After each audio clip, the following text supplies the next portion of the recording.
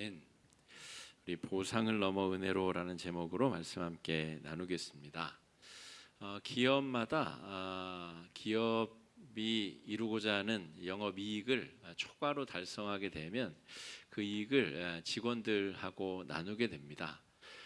이걸 성과급이라고 하기도 하고 뭐 이렇게 여러 수당 이런 차원으로 부르기도 하는데, 작년 연말에 어떤 기업이 기업 이익이 많이 남아서 본봉 기준으로 1100%가 넘는 성과급을 지급했다고 합니다.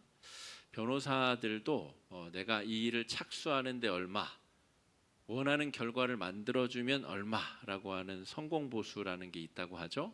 그래서 이것이 합법이냐 불법이냐 법조계에서도 논란이 많은 것 같습니다.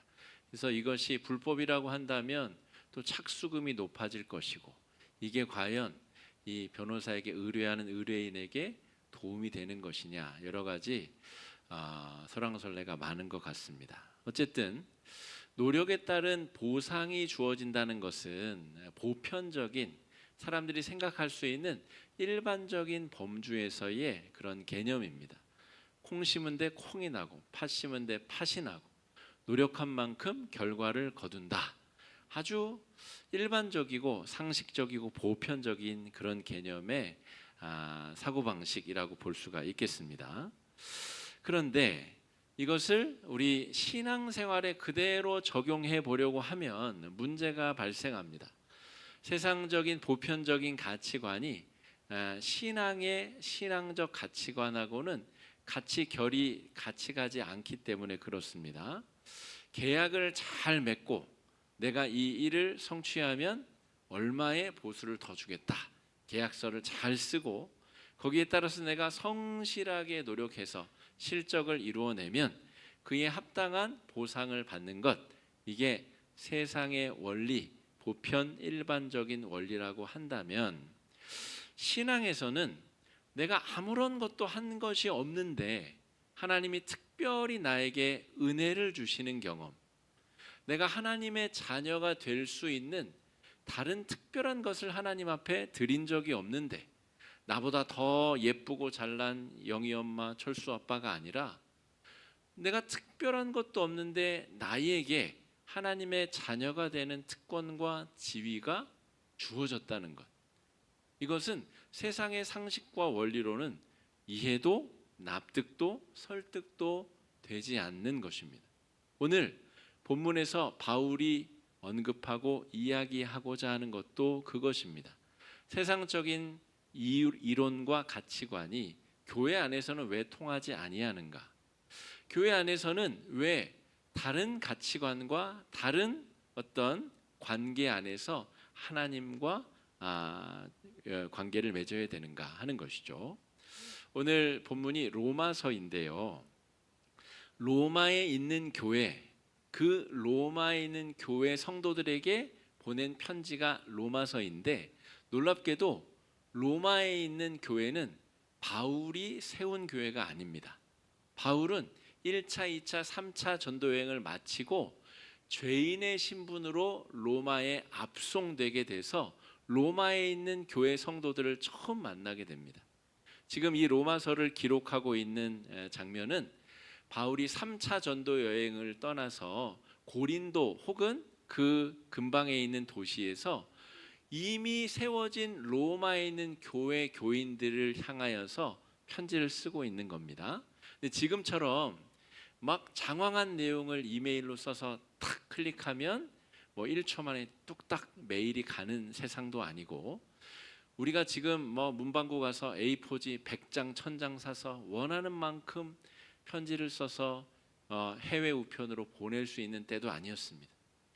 편지를 전할 수 있는 그 용지 자체가 양의 가죽을 무두질하고 잘 말리고 다려서 거기다가 아주 그 귀한 양피지에다가 또 편지의 내용을 잘 적어서 이것이 상하지 않도록 잘 포장을 해서 인편으로 사람을 통해서 보내야만 가능한 그런 시대였습니다. 그러니까 자기가 세우지 않은 로마 교회에 복음의 본질과 정수를 잘 적어서 지금 바울이 보내려고 하니, 지금 사족 다 빼고 쓸데없는 얘기 다 빼고 중요하고 본질적인 얘기만 적고 있는 겁니다. 혹시 그곳에 세워진 교회가 엉뚱한 오염된 생각들로, 오염된 세계관으로 잠식되어 있는 것은 아닌가? 바른 복음 위에 교회가 세워져 있는가를 점검하기 위해서 기록된 성경이 로마서라는 거죠. 지난주 우리 첫째 아담과 둘째 아담 예수 그리스도, 둘째 아담 예수 그리스도가 첫째 아담과 어떤 다른 선택을 하였는가? 지난주 우리가 그런 내용을 살폈는데, 오늘 한 장 거슬러 와서 믿음의 본질이 무엇인가, 복음이란 무엇인가를 명확하게 서술하기 위해서 아브라함, 우리가 잘 아는 그 아브라함을 예시적 인물로 데려다가 지금 예시로 설명하고 있는 내용입니다. 로마는 당시에 예수님 혹은 바울이 복음을 전하던 당시에 팍스 로마나의 전성기였습니다. 그러니까 한 200여 년간 로마의 어떤 나라, 어떤 제국도 감히 도전하지 못하는 로마가 만든 평화의 시기가 있었거든요. 가장 강력한 로마 제국. 그 로마 제국은 많이 투자하면 많은 것을 얻어가는 그런 시대였습니다. 당시에 로마 제국의 수도인 로마라고 하는 도시는 더더군다나 투자한 대로 결실을 얻어가는, 세상의 상식이 가장 강력하게 통용되는 도시가 로마였다라는 것이죠. 그 로마에 있는 로마 교회의 성도들에게 그것이 복음의 본질을 오히려 가릴 수 있습니다.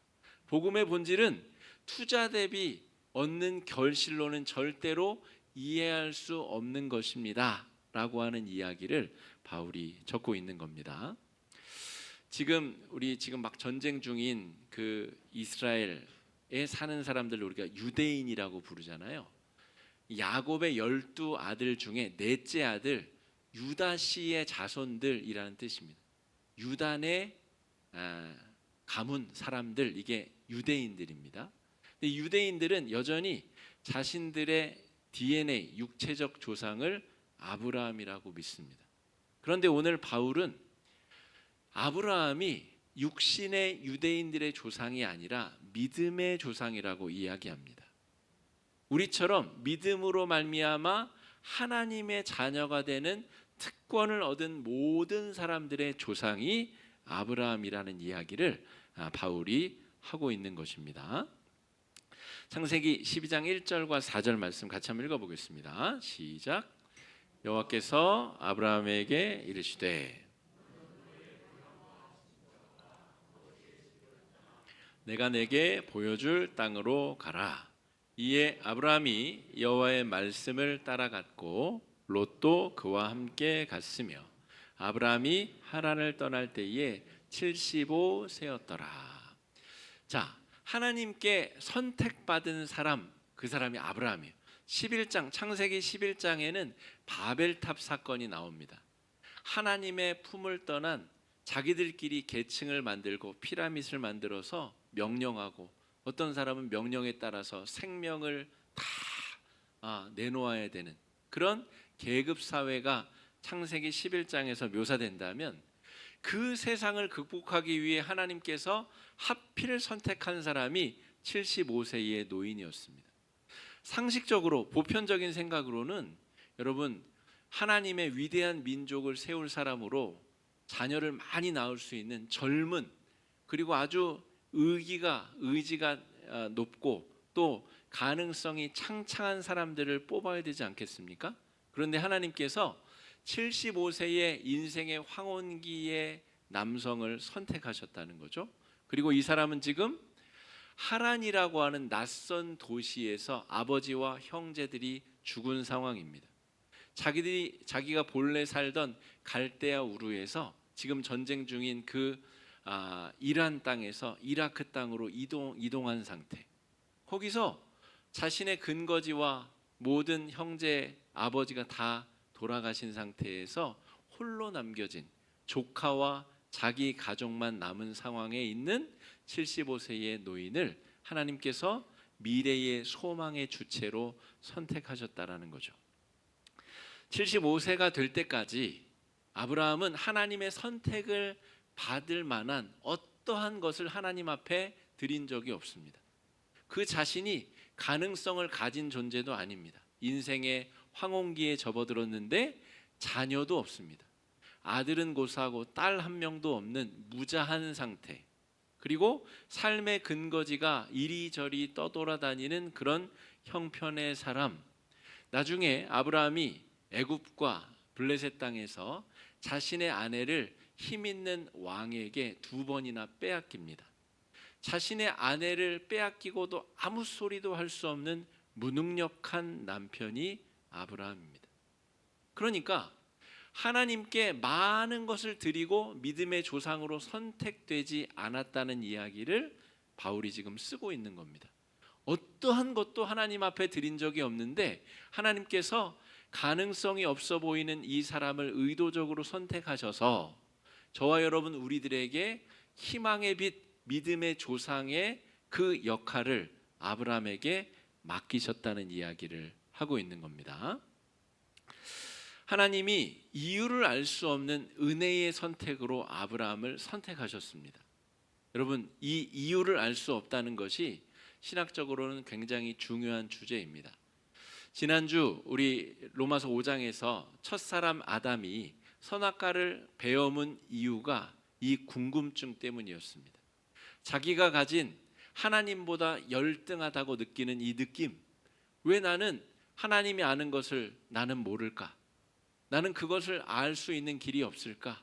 이것만 먹으면 내가 하나님처럼 될 수 있을 텐데, 그 궁금증 때문에 선악과를 베어 물었다면 우리는 하나님께서 아브라함을 왜 선택하셨는지 아마 죽을 때까지 알 수 없을 겁니다.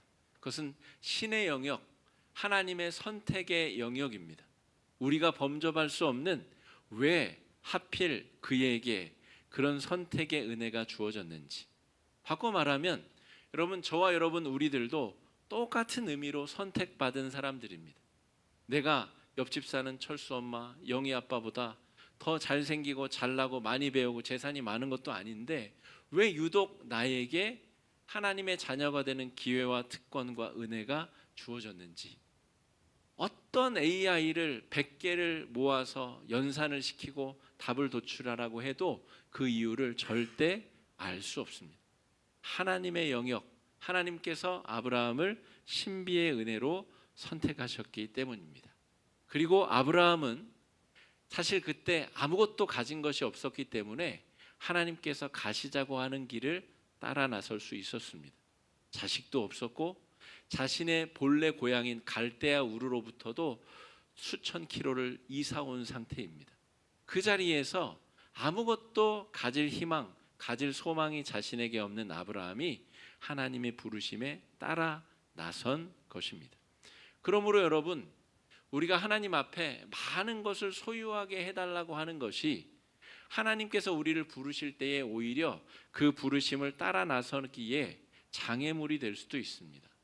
아브라함은 아무것도 가진 것이 없었기 때문에 오히려 가자고 하는 길에 순순히 믿음으로 따라 나설 수 있었던 것입니다.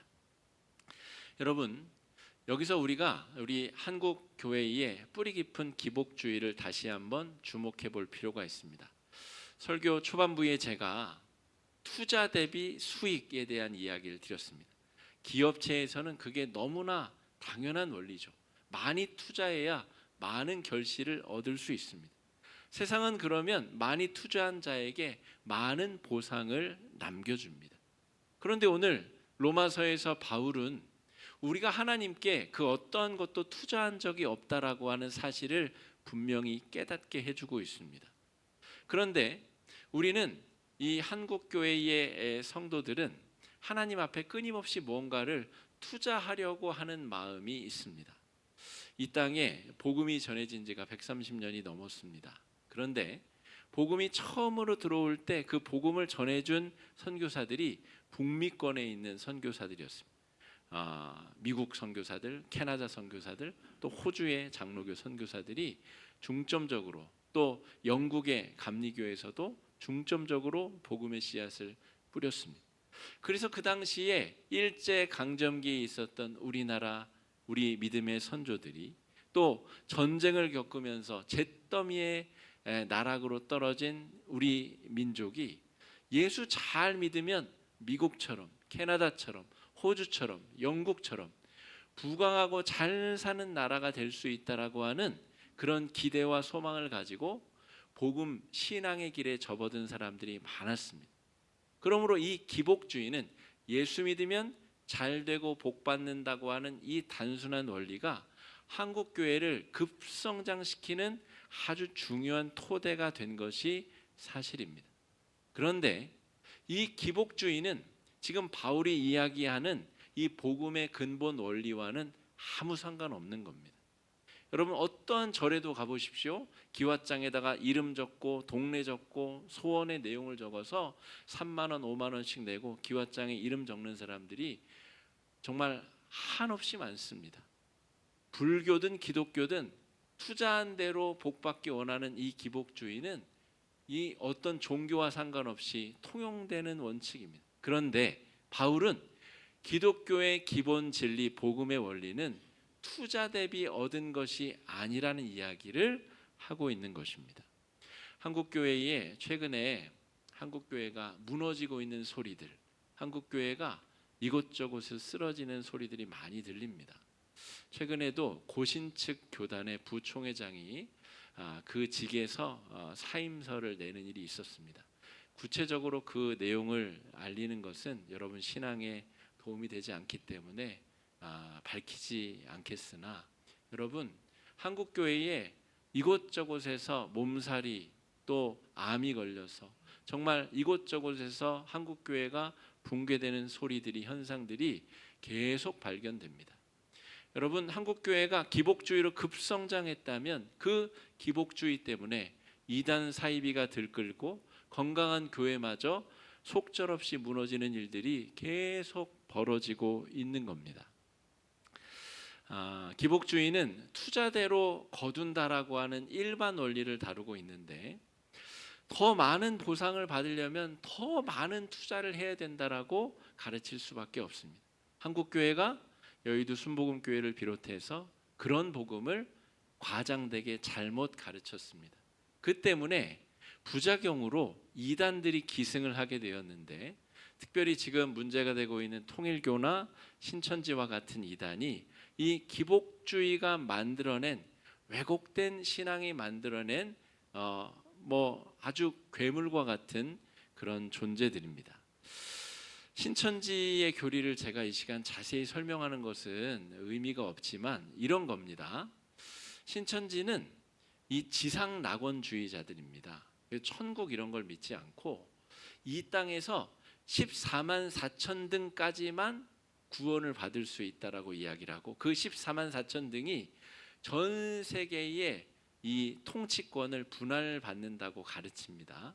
그래서 이 도장맞은 14만 4천 명 요한계시록에 나오는 이야기를 완전히 곡해한 신학인데 이 14만 4천 등에 들기 위하면 최선을 다해서 투자하라고 가르칩니다. 그러니까 지금 바울이 말하는 복음과 정반대편에 있는 이야기죠. 한국교회가 급성장하게 된 그 기본 원인인 이 기복주의 신앙의 최악의 버전이 신천지의 가르침입니다.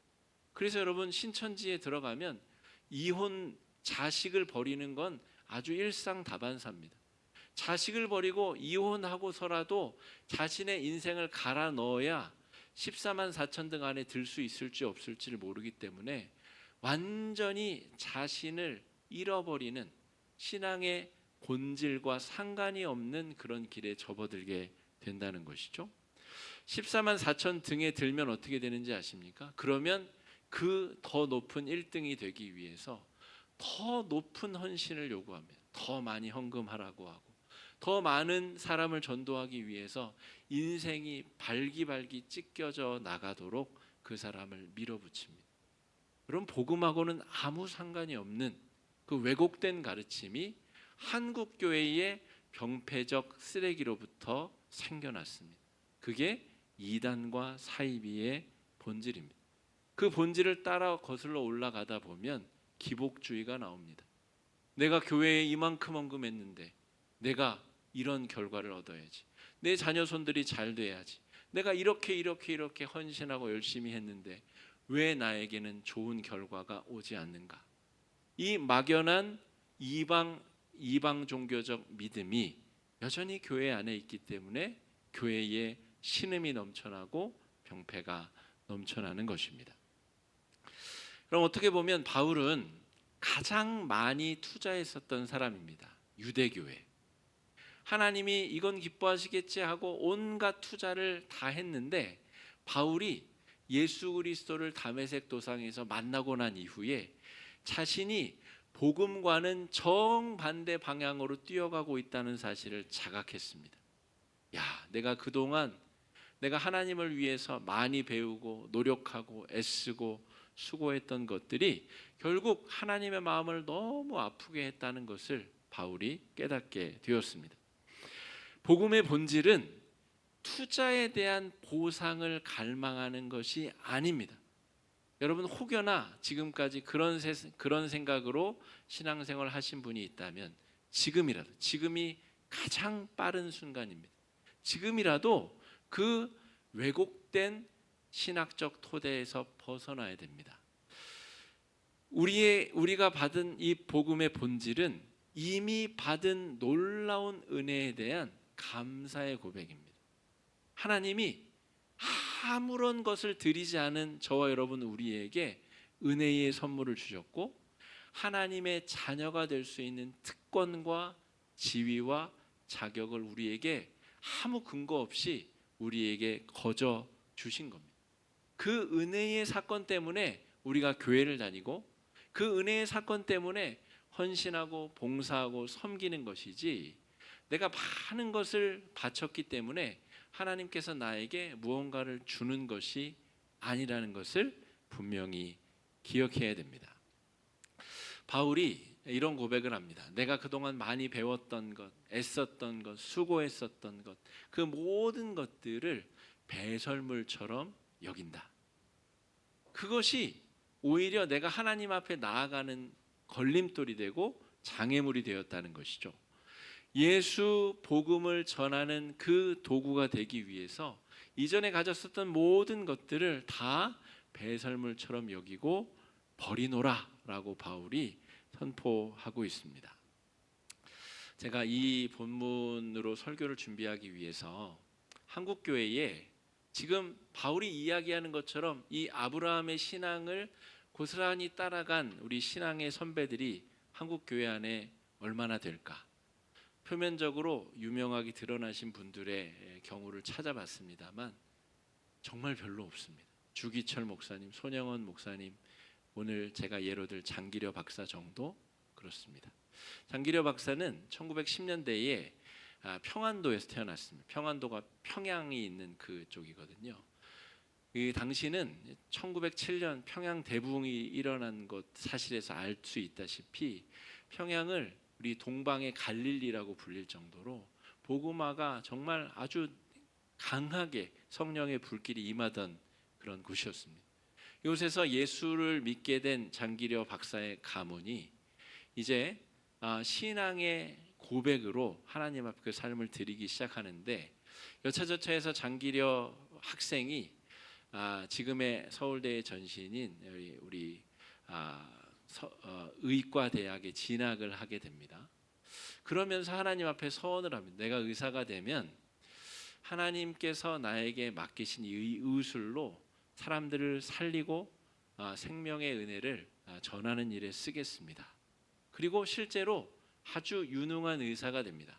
1940년대에 일본에서도 불가능했었던 간에서 암덩어리를 빼내는 그런 외과술을 진행할 정도로 굉장히 탁월한 의술을 가진 의사가 됩니다. 그리고 의대에서도 교수로 오라고 초빙하였지만 끝내 환자들 속에 들어가서 환자들을 치료하다가 이제 6.25 동란이 나면서 3남 3녀 자녀들 그리고 아내 중에서 둘째 아들만 데리고 가까스로 남으로 내려오게 되어서 부산에서 병원을 차립니다. 그리고 그곳에서 진짜 의술을 베푸는 의사가 되는데 이분이 우리 통합교단의 장로님이시자 신앙의 아주 중요한 표징이 되는 분이십니다. 부산 산정원교회 장로님이셨고 지금은 그 복음교회가 고신대학교 복음병원으로 있습니다.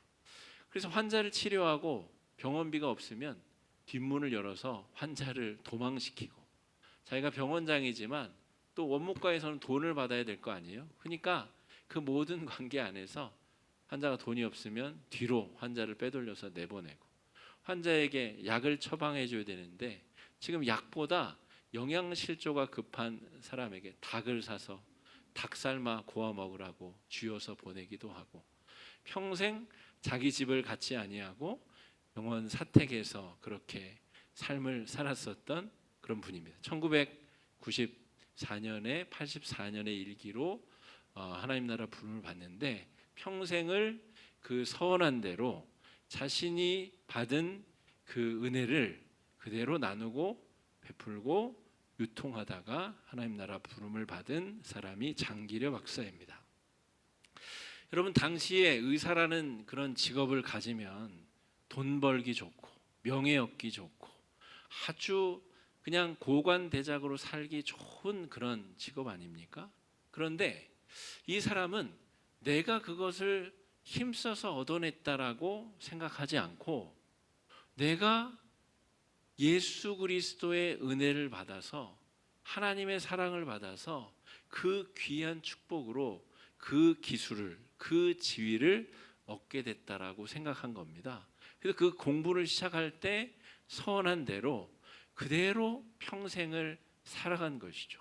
자기가 가진 그 기술을, 좋은 기술을 돈과 명예를 취득하는 데 쓰지 아니하고 하나님 앞에 진실하고 성실된 자세로 다 쓰고 베풀고 나누고 주님 나라로 가신 분입니다. 여러분, 신앙은 우리에게 투자한 대로 결과를 얻을 것이라는 약속을 한 적이 한 번도 없습니다. 복음은 우리에게 이미 값없이 주어진 선물입니다. 그럼 잘 생각해 보십시오.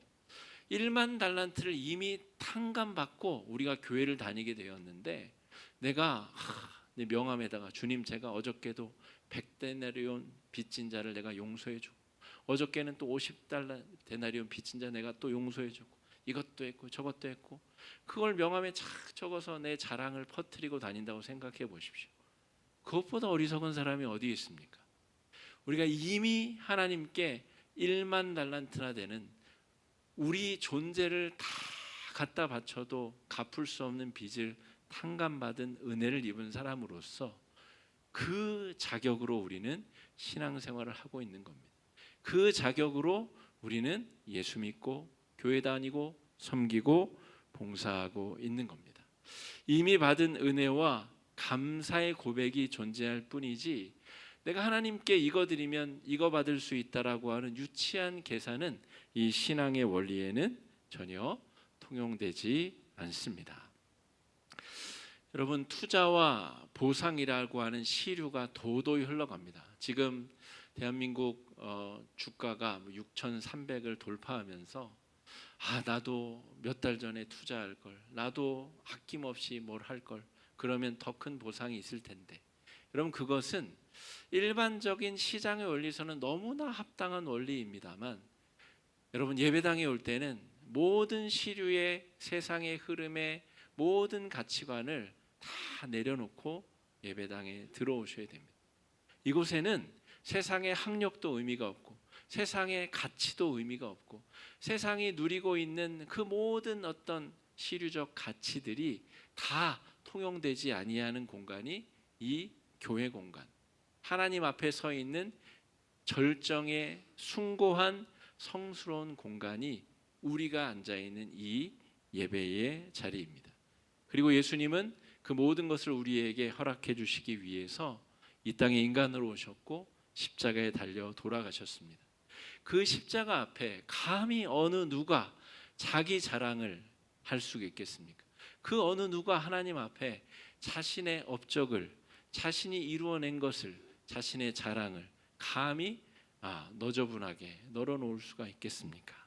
오늘 바울은 자기가 한 번도 가보지 아니한 로마에 있는 교회 교인들에게 가장 중요한 복음의 본질을, 그 아까운 양피지 조각의 그 중요한 부분을 할애해서 오늘 기록하고 있습니다.